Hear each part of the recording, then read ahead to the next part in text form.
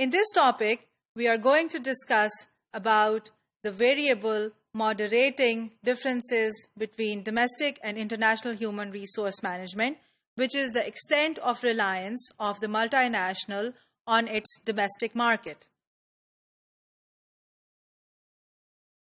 Your dependence on your domestic market means that a multinational which has sales in its home country as well as in foreign countries, how much the sales and the assets and the employment is coming from the home country and how much is coming from the foreign countries.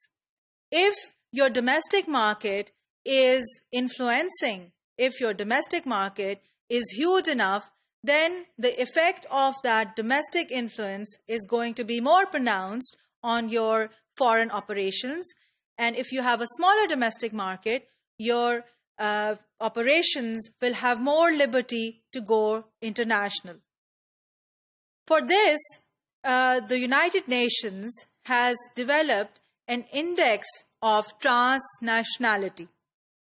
Transnationality is that how much an organization is international.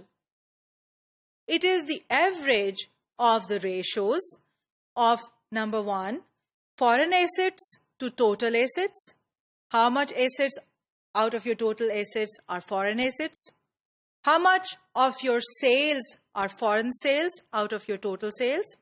And number three, how many people are employed from foreign countries out of your total employed people? So the index of transnationality is the average of all these three ratios. So if you look at this table, you will be able to see that this is the column which is showing home economy. And in this column, you can see that this is the column which is showing home economy.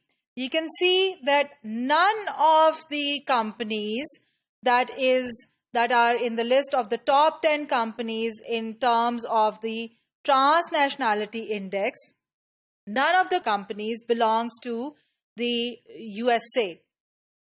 And why does that happen?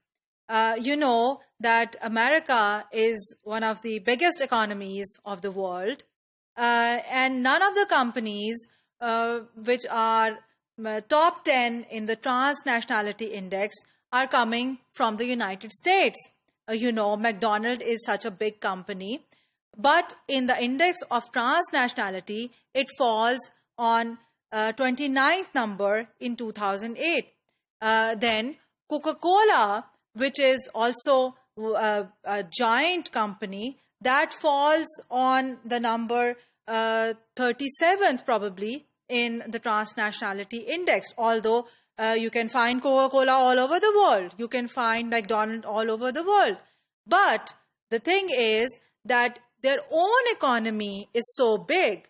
The United States economy is so big that it absorbs a large portion of its products and employs a large number of people from its own country.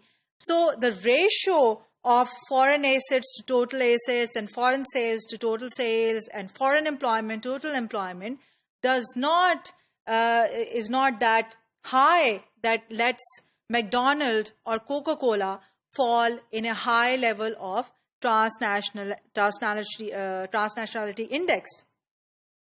So that means that Coca-Cola and McDonald's will have a more American influence on their policies and strategies, whereas other companies which are more international, which have more foreign sales, more foreign assets, they will have more leverage to incorporate the cultural differences and make their international human resource management function more international.